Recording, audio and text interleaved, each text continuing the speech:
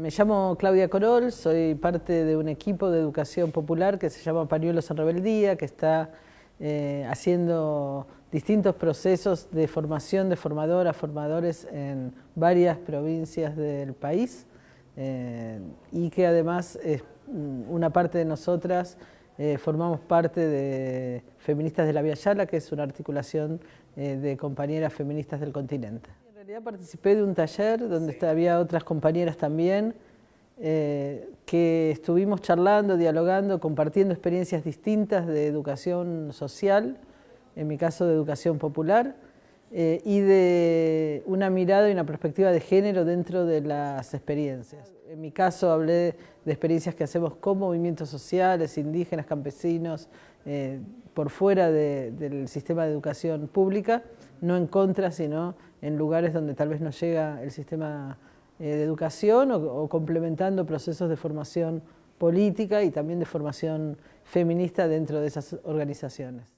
El taller se desarrolló con presentaciones de 6 experiencias diferentes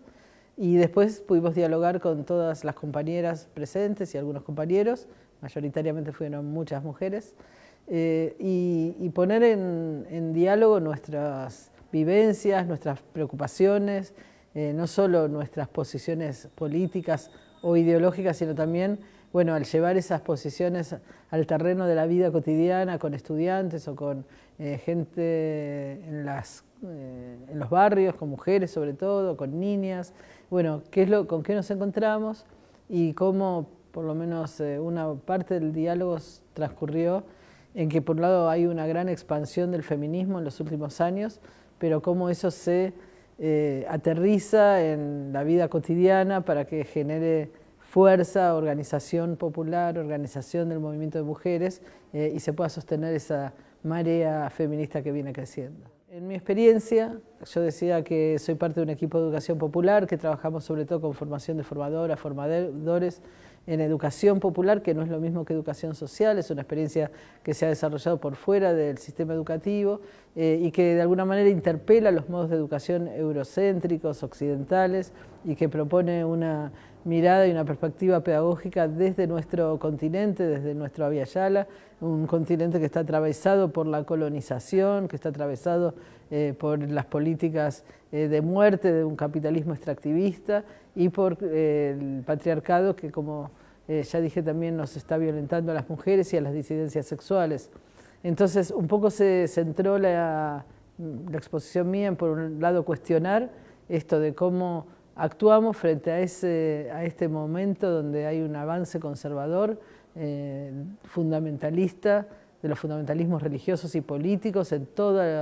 el horizonte y en todos los terrenos de la vida, no solo en el país, sino en el continente. Estamos viendo que los sectores del poder tratan a través de la violencia de disciplinar nuestros cuerpos y nuestros territorios para seguir saqueando, para seguir organizando sus formas de explotación y de opresión sobre nosotras.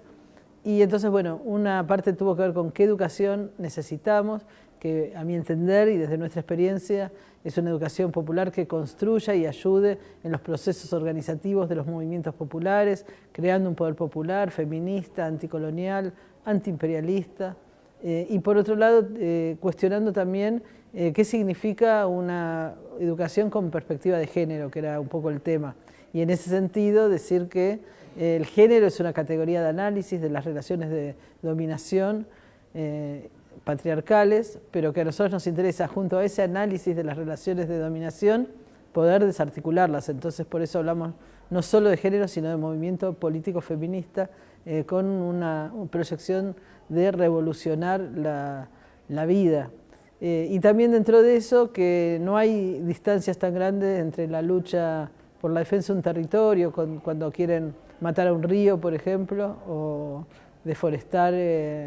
y matar una selva, un bosque, y destruir la naturaleza, el clima y las comunidades que ahí habitan, y la necesidad de defender nuestros territorios, cuerpos, es decir, los cuerpos de las mujeres y las vidas de las mujeres como primer territorio a cuidar. Entonces, en esa dialéctica de pensarnos como cuerpos y como territorios rebeldes, insumisos, no disciplinados, ni por el capital, ni por el patriarcado, y en la construcción de las redes que sostengan nuestra rebeldía, por ahí circuló buena parte de la exposición que pudimos hacer. Bueno, fue como abrir un camino de reconocimiento a todas las experiencias diferentes que se presentaron. Creo que hubo bastante acuerdos en todo lo que significa el crecimiento, la valoración del crecimiento y de los cambios que se producen sobre todo en las generaciones más jóvenes, adolescentes, niñas, niños, niñas que están cuestionando todo en relación a las identidades, por ejemplo, y a las formas del amor, a las formas de las relaciones entre las parejas. Había mucha fuerza de mirar qué es lo que está pasando con esas generaciones más jóvenes, que en realidad son las que están empujando al feminismo, ¿no? Y también la preocupación de que, bueno, que no haya una frustración, y entonces cómo la educación social y cómo la educación popular ayudan a que ese entusiasmo, esa rebeldía, no sea solo una ola de un momento, sino que se transforme en organización más permanente para esta lucha. Hay una histórica construcción de saberes que es occidental, eurocéntrica, que nos ha venido organizando la vida, incluso los saberes que se llaman científicos, ¿no? Que por un lado niegan algunos saberes y privilegian otros. Por ejemplo, la medicina, para dar un ejemplo claro, todos los saberes acumulados por los pueblos originarios en cuanto a conocimiento de las plantas medicinales, de sus usos, de sus formas de utilización, eso o es negado por la ciencia médica o es apropiado y se cristaliza a través de licencias y de patentes y de privatización. Entonces, sí creo que, no tengo dudas, que hay una disputa frente al saber hegemónico, que es un saber que también se organiza en disciplinas. Ya la sola palabra disciplina nos habla de qué manera se estructura el campo del conocimiento, ¿no? Se disciplina el campo del conocimiento. Creo que ese saber hegemónico, además de servir a los intereses capitalistas, sirve a los intereses patriarcales y coloniales. Entonces, sí hay un saber hegemónico que es muy funcional a este capitalismo, que está, por ejemplo, hablando de, o sea, no cuestionando la destrucción que se hace de los alimentos a través de los agrotóxicos, el envenenamiento de los ríos, el envenenamiento de la tierra, y también que no cuestiona por ejemplo, la forma de expresarse con libertad de los cuerpos. Si pensamos la medicina o si pensamos la psicología, durante muchos años estuvo patologizada las disidencias sexuales, las otras formas de expresión de la sexualidad, y se plantearon en términos de enfermedad. Entonces sí hay un saber hegemónico que es sumamente opresor. Además, ese saber parte de que unos saben y otros no saben, ¿no? Esa era la crítica fundamental que Freire hacía a la educación tradicional, que él llamaba educación bancaria, porque partía de que había alguien que sabía depositaba en otros su saber, como si los otras fueran recipientes vacíos a los que había que llenar de contenidos. En el campo de la educación popular, que es lo que estamos haciendo, entendemos que todos tenemos saberes, que hay que construir un diálogo de saberes. Lo esencial de la educación popular es la creación colectiva de conocimientos, no solo la transmisión de saberes, porque hay un montón por descubrir, por conocer, por investigar colectivamente. Y entonces ese momento, y por eso yo valoro tanto como fue hoy el encuentro acá de diálogo de saberes, no es que yo vengo a iluminar a nadie, sino aprendí un montón de muchas compañeras y otras habrán aprendido. Pero no solo aprendemos, sino que generamos nuevos conocimientos. En el diálogo surgen nuevos conocimientos, podemos investigar lo que no sabemos, podemos identificar los problemas con los que nos encontramos, y es por eso un diálogo muy transformador para todas las personas que pasamos por esa experiencia. Estaba hablando de la educación hegemónica, y esa educación hegemónica además viene muy trabajada desde ámbitos internacionales, el Banco Mundial, que monitorea, por ejemplo, los programas de estudio, de investigación, quienes financian qué se investiga y qué no se investiga en las universidades. Y entonces ahí hay toda una relación entre la academia y los poderes mundiales que es muy íntima, donde también a quienes han sido pensadores o pensadoras críticas. Pienso, por ejemplo, en Andrés Carrasco como una de las personas que en el campo de la medicina pudo establecer cómo destruye la vida los agrotóxicos, por ejemplo. Bueno, esas personas fueron segregadas de la universidad. De todas maneras, la diferencia es que entre ese poder y lo que sucede en la academia es que en la academia hay una disputa de ideas. En la academia hay saberes que confrontan, hay corrientes de pensamiento crítico que están interpelando a ese saber hegemónico. Hay cátedras que expresan eso, no siempre son las mayoritarias, en general no, porque también hay una relación con el poder desde las instituciones. Y bueno, desde la educación popular nosotros tratamos de dialogar y de fortalecer esas articulaciones con los espacios de pensamiento crítico, porque creemos que es imprescindible un diálogo entre quienes desde la academia están interviniendo para generar un saber contrahegemónico, un saber a favor de los intereses del pueblo, y que desde los intereses del pueblo, y bueno, ahí están los caminos y los puentes que vamos creando en nuestro andar por este mundo. Yo creo que el feminismo tiene fuerza, que viene creciendo, pero que como lo que queremos es una revolución, que queremos terminar con todos los sistemas de opresiones, no solo el patriarcado, sino también con el colonialismo, con el capitalismo. Bueno, para eso hace falta mucho más fuerza y mucha más fuerza organizada sobre todo. Entonces un poco también giró sobre eso, no es solo cómo ir resolviendo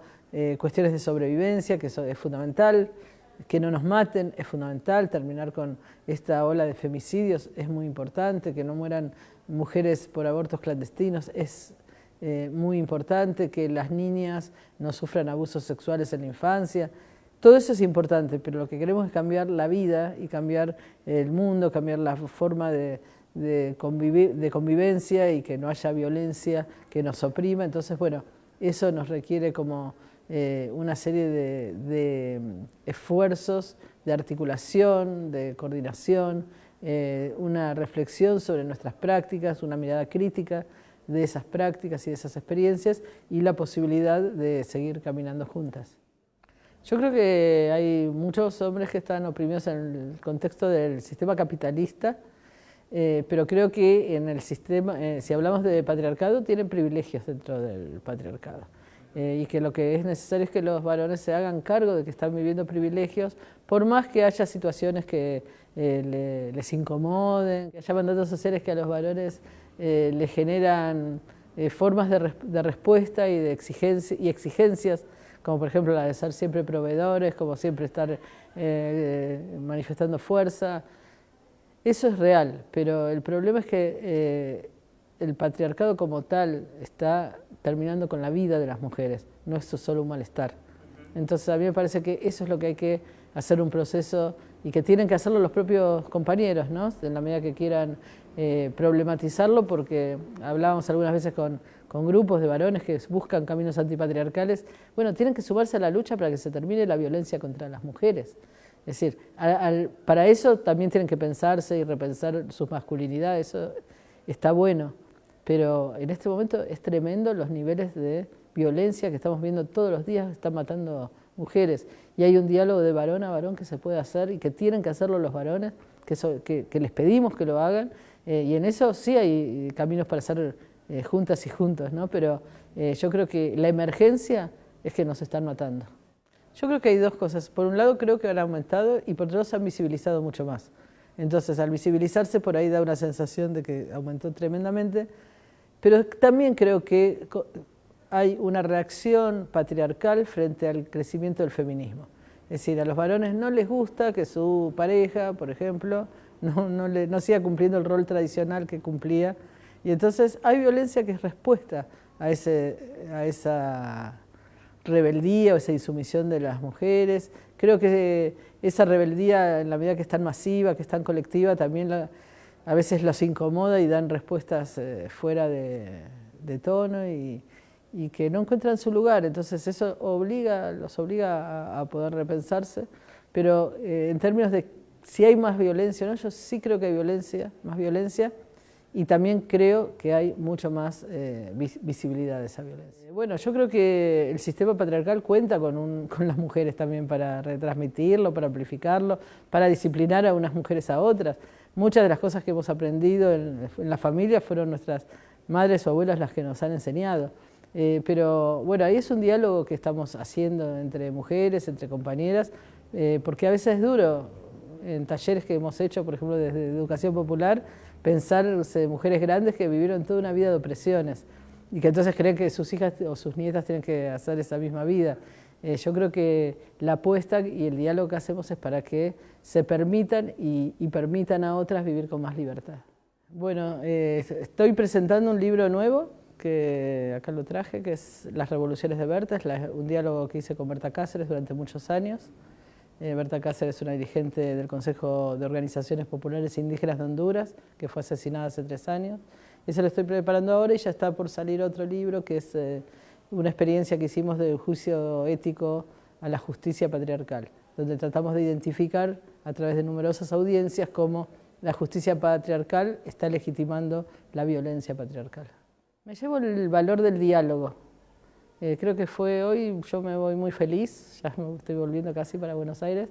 muy feliz porque aprendí mucho de otras experiencias, sobre todo me gustaron mucho experiencias, por un lado con niños y niñas que se estaban haciendo a través del audiovisual, que se presentó un material, por ejemplo, de eso, me encantó. Me encantó también todos los diálogos que las compañeras comparten en los barrios, en los territorios,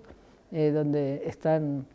buscando cómo, y las vimos a las mujeres acá diciendo cómo ellas crecieron, aún con sus diferencias, en su organización. Y también me gustó mucho la presencia de las más jóvenes, que como decía antes son las que están empujando esta